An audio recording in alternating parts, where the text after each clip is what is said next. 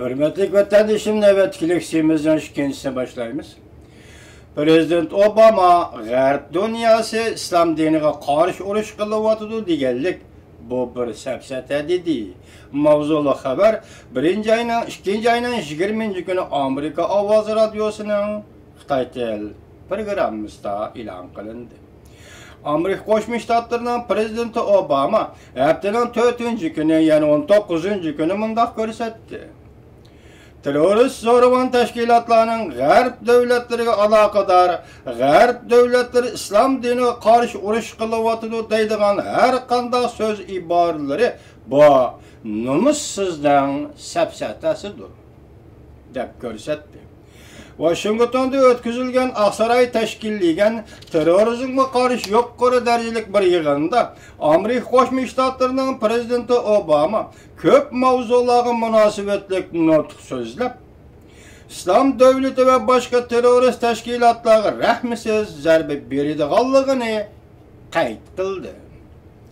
Prezident Obama Xristian muridlari va Jewish dinini yetakchi qilgan G'arb davlatlari islom diniga qarshi bir maydon urush qo'zg'adi deydigan safsatalarga raddiya berdi. Prezident Obama mundaq ko'rsatdi. Dunyoning har qaysi joylaridagi hukumatlar va madaniyatlar mazhabchilik, guruhvozlik to'qinishlarini oxirlashtirishga izlanishlari kerak. Cümleden İslam dünyasında Sünni Müslümanlar bilen Şia Müslümanları o'rtasidagi to'qinish oxirlashishi kerak.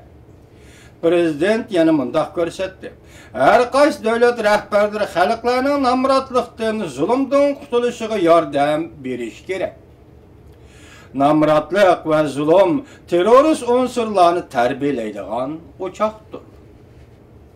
Prezident Obama yana mundaq ko'rsatdi.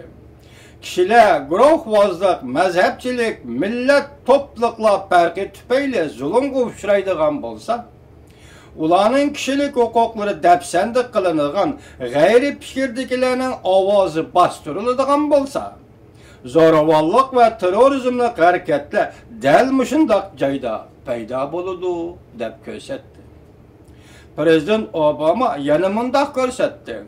Butun har qaysi joylardagi yoshlar agar o'chmanlik qiladigan bo'lsa, qari bir avlod kishilar ularga o'chmanlik qilishni o'rgatgan bo'ladi.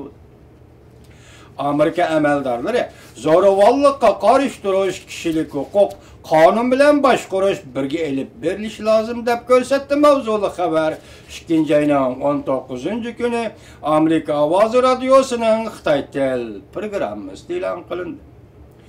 Amerika Qo'shma Shtatlari hukumat tashkillagan zo'ravonlik va oshqun harakatlarga zarb berish yuqori darajaliklar yig'ini haftaning 3-kuni Oqsaroyda o'tkazildi.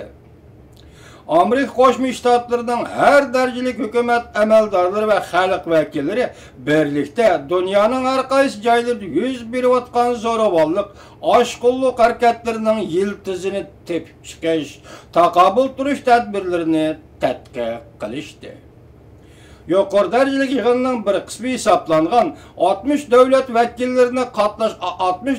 vakillari qatnashgan ministr darajaliklar yig'ini haftaning 4-kuni Amerika Davlat Mahkamasida o'tkazilib, o'xshash bo'lmagan davlatlar duch kelgan har xil xaraslar muhokama qilindi.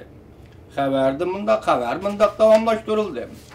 İslam Devlet Teşkilatı'nın G'arb davlatlari fuqarolariga hamda Hristiyan muridlari va Jewishlarga qaratgan bir qancha qitimliq qatl qilish va hujum qilish voqealarini dunyoning har qaysi joylarida zo'ravonlik qarta diqqat qo'zg'adi. Yuqorida hujum qilish, qatl qilish voqealari dunyoning har qaysi joylarida zo'ravonlik qarta diqqat qo'zg'adi. Xabar davomlashtirib mundaq ko'rsatildi. Jungo'ning Xinjiang rayonida Uyg'urlar bilan Xanzular o'rtasida yuz bergan zo'ravonlik to'qinishlari yaqinqi yillardan bir o'lim, yetim va tragediyalik oqibatlarni keltirib chiqadi. Jungo hukumat taraf Xinjiangda zo'ravonlik harakatlarining bevosita sababini diniy oshqunlik ideyalariga qaratdi. Bu mesele boyunca yani Uygurlar bilen Xitaylar o'rtasida to'qinish meselesi boyunca Amerika Qo'shma Shtatlar Davlat Mahkamasining fuqarolar bexatarligi, kishilik huquq, demokratiya ishlari bo'yicha muavin davlat ishlar kotibi Sara Xon Washingtonda muxbirlarni kutib olish markazida Amerika ovozi muxbirining so'ragan savollarga javob berganda mundaq ko'rsatdi. Amerika Qo'shma Shtatlari va Jungo terrorizm qarshi jihati o'rtaq manfaatga ega. Terrorizm qarshi turishda qonunga amal qilish kerak hamda osonlik millat gavdalariga keng qo'rsoq bo'lish kerak deb ko'rsatdi. Terrorizm qarshi turishda qonunga amal qilish kerak hamda osonlik millat gavdalariga keng qo'rsoq bo'lish kerak deb ko'rsatdi. Sara Xanım yana mundaq ko'rsatdi. Terrorizm masalasi bo'yicha biz Jungo hukumati bilan strategik va iqtisod masalalari bo'yicha suhbat o'tkazganda va terrorizm qarshi urush munbirida bu ishki maydonda natijalarga boy uchrashishlarni olib bordik. Dunyoning muqimligi biz ikki davlatning manfaatidir. Amerika davlat ichida terroristlar bilan kurash qilayotgan davlatlarga hissashlik qiladi. Amerika taraf o'zliksiz ta'kidlab keldiki, terroristlarga zarb berganda qonunga muvofiq harakat qo'llanish va osonlik millatlarga keng qo'rsoqlik qilish intayi muhim. Mundaq bo'lmaganda muqimlikni uzun muddat kuchaytirib bo'lmaydi. Agar shunday qilalasan, masalan, osonlik millatlarga keng qo'rsoqlik qilalasan, qonunga muvofiq ish qilalasan, undaqda uzun muddatlik muqimlikni ko'chqa ega qilg'ili bo'ladi deb ko'rsatdi. Bizning ko'z qarashimiz bunda. Oqsaroyda ochilgan terrorizm qarshi turish tadbirlari muhokama qilingan ko'p darajalik yig'inda yuqori darajalik yig'inning ochilishini qo'llaymiz. Biz Oqsaroyda ochilgan terrorizm qarshi turish tadbirlari muhokama qilingan 60 davlatning ministrlari qatnashgan yuqori darajalik yig'inning ochilishini qo'llaymiz. Bizning maydonimiz yani shundaqki, mayli salbiy jihatdan yoki ijobiy jihatdan o'ttirib qo'yilgan bo'lsin, Oqsaroyda ochilgan yig'inda, Amerika Qo'shma Shtatlarining davlat mahkamasida ochilgan yig'inda, 60 davlat ministrlari qatnashgan yuqori darajaliklar yig'inida Uyg'ur bilan Xitoy o'rtasidagi millatlar to'qinishi masalasining o'ttirib qo'yilishini qo'llaymiz. Biroq bu yig'inning davlat terrorizm bilan odatdagi zo'ravonlik voqealariga ayrim ta'bir bermaganligidan biz ko'plab afsuslanamiz.